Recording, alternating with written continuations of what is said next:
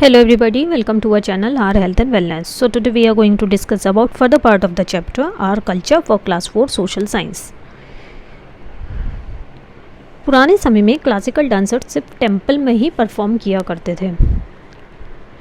तो इन कई तरह के डांस फॉर्म से क्या होता था कि जो फोर्सेस ऑफ नेचर हैं या गॉड्स हैं, गॉडेसेस हैं, उन्हें प्लीज़ किया जाता था। फिर एक समय आया जब डांसर्स टेम्पल्स में भी परफॉर्म करते थे और जो किंग्स का कोर्ट होता है उसमें भी परफॉर्म करते थे। किंग्स पैट्रनाइज करते थे, इनकरेज करते थे जो क्लासिकल डांस फॉर्म्स थे उनको। तो जो मेन क्लासिकल डांसेस थे, उड़ीसा में उड़ीसी था, तमिलनाडु में भरतनाट्यम था, आंध्र प्रदेश में कुचिपुड़ी, नॉर्थ इंडिया में कथक, मणिपुर में मणिपुरी, केरल में कथकली और कर्नाटका में यक्षगनम। अब आ जाता है हमारा म्यूज़िक। तो जो हिंदुस्तानी और कार्नेटिक म्यूज़िक था वो main style of classical music था इंडिया में। कार्नेटिक म्यूज़िक साउथ इंडिया में स्टार्ट हुआ और नॉर्थ इंडिया में हिंदुस्तानी म्यूज़िक स्टार्ट हुआ। किंग्स ने इनको बहुत प्रमोट किया, बहुत इनकरेज किया टैलेंटेड सिंगर्स को, उनको कोर्ट सिंगर्स बनाया। अकबर जो थे उन्होंने तानसेन को एक रेनाउंड सिंगर कोर्ट में बनाया था। इसी तरह से पंडित जसराज, बाला मुरली कृष्ण, पंडित भीमसेन जोशी, गंगूबाई हंगल, गिरिजा देवी, ये काफ़ी classical music well known musicians थे। इसी तरह आज के टाइम पे देखें तो उस्ताद जाकिर हुसैन जो कि फेमस तबला प्लेयर थे, और पंडित हरि प्रसाद चौरसिया फ्लूट प्लेयर, उस्ताद अमजद अली खान सरोद प्लेयर। तो हमारे देश के ये काफ़ी फेमस म्यूजिशियंस रहे हैं। बहुत सारे म्यूज़िकल इंस्ट्रूमेंट्स जैसे वीणा, सितार, सारोद, शहनाई, तबला, फ्लूट, मृदंगम, हारमोनियम, इस तरह के इंस्ट्रूमेंट्स हम क्लासिकल म्यूज़िक परफॉर्मेंसेस में देखते हैं। इसी तरह से आर्किटेक्चर की बात करें तो इंडिया में बहुत सारे वर्ल्ड फेमस मॉन्यूमेंट्स हैं। हम जैसे रूइंस देखते हैं इंडस वैली सिविलाइजेशन के या सारनाथ लॉइन कैपिटल के, जो कि एम्परर अशोका के समय में बनी थी, या फिर साउथ इंडिया के टेम्पल्स ही क्यों ना देखें। तो ये ऐसी चीज़ें हैं जो ऑल ओवर द वर्ल्ड से टूरिस्ट को अट्रैक्ट करती हैं।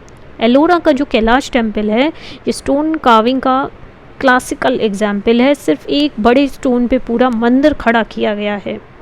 सन टेम्पल कोणार्क में देखें या फिर खजुराहो टेम्पल्स देखें मध्य प्रदेश में, मीनाक्षी टेम्पल देखें हम मदुराई में। तो ये बहुत ही क्लासिकल मास्टरपीसेस हैं एंशिएंट इंडियन आर्किटेक्चर के। मुग़ल आर्किटेक्चर का अपना अलग ही स्टाइल और फीचर्स था। वो क्या करते थे, मीनारेट्स और डोम्स बनाते थे, इनले वर्क को इनकरेज करते थे, जो कि हम Jama Masjid, red fort, Humayun Tom और ताजमहल में देख सकते हैं। ये क्लासिकल एग्जाम्पल्स हैं मुग़ल आर्किटेक्चर के। इसी तरह से जो आगरा फोर्ट है, ग्वालियर, जैसलमेर, चित्तौड़गढ़ या गोलकोंडा, ये भी बहुत ही वेल प्लान्ड और ग्रैंड फोर्ट्स हैं। ब्रिटिशर्स ने एक अपना ही स्टाइल इंट्रोड्यूस किया था जो हम राष्ट्रपति भवन, पार्लियामेंट हाउस या फिर विक्टोरिया मेमोरियल जो कि कोलकाता में है उसमें देखते हैं। इसी तरह से गोवा अपने चर्चेस के लिए बहुत फेमस है जो कि पोर्टुगीज़ कल्चर और स्टाइल को हाईलाइट करता है। अक्षरधाम टेम्पल, बहाई टेम्पल, लोटस टेम्पल दिल्ली में फाइन एग्जाम्पल्स हैं मॉडर्न आर्किटेक्चर के। इसी तरह से जैसे हम पेंट करना बहुत पसंद करते हैं, ड्रॉ करना पसंद करते हैं, तो जो पुराने समय में लोग थे वो भी इस तरह की चीज़ें बहुत पसंद करते थे। पुराने ह्यूमंस क्या करते थे कि केव्स की वॉल में पेंट कर देते थे जहाँ पर वो रहते थे। वो उनके लिए एक लीजर टाइम एक्टिविटी हुआ करता था। महाराष्ट्र में देखेंगे तो लॉर्ड बुद्धा की लाइफ के सीन्स दिखाए गए हैं अजंता की पेंटिंग्स में, और उन पेंटिंग्स में हम उस समय का hairstyle, dressing sense, jewellery और फैशन देख पाते हैं। मुग़ल एम्परर्स में काफ़ी फ़ैन हुआ करते थे आर्ट एंड आर्किटेक्चर के। वो पेंटर्स को अपने कोर्ट्स में बुलाया करते थे पर्शिया से। मिनिएचर पेंटिंग्स उस समय बहुत फेमस हुई थी। राजपूत रूलर्स भी पेंटर्स और आर्टिस्ट को सपोर्ट करते थे, और जो पेंटिंग्स उस समय हुआ करती थी वो किंग्स की लाइफ, बैटल सीन्स या उस तरह के जो लोग थे, उस समय के लोग थे, उनको डिपिक्ट किया करती थी। राजपूत पेंटिंग्स में हम श्री कृष्ण की लाइफ के सीन्स भी देख सकते हैं। आज के टाइम पे देखें तो हम बहुत सारी आर्ट गैलरीज जाते हैं किसी सिंगल आर्टिस्ट का वर्क देखने या बहुत सारे आर्टिस्ट का वर्क देखने जो कि पब्लिक डिस्प्ले के लिए सेट किए जाते हैं।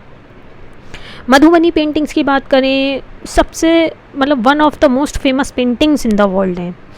मधुबनी स्टाइल देखें तो इंडिया और नेपाली पेंटिंग जो है उसका कॉम्बिनेशन है, जो कि मिथिला रीजन ऑफ इंडिया और नेपाल में प्रैक्टिस किया जाता है। फेस्टिवल्स की बात करें, हमारे देश में बहुत सारे फेस्टिवल सेलिब्रेट होते हैं। लोग अलग अलग रिलीजन के अलग अलग फेस्टिवल सेलिब्रेट करते हैं। दो तरह के हैं, national and religious.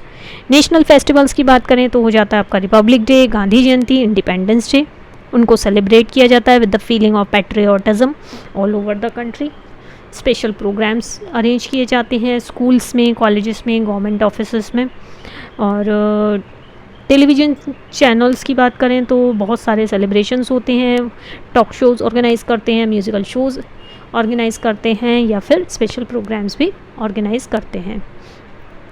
Religious festivals की बात करें तो होली, दिवाली, गुरुपुरब, क्रिसमस, ईद, दशहरा, बुद्ध पूर्णिमा, महावीर जयंती, ये हमारे कुछ रिलीजियस फेस्टिवल्स हैं। कुछ फेस्टिवल्स हम पर्टिकुलर सीजन्स में सेलिब्रेट करते हैं, जैसे बसंत पंचमी, होली स्प्रिंग सीजन में मनाते हैं।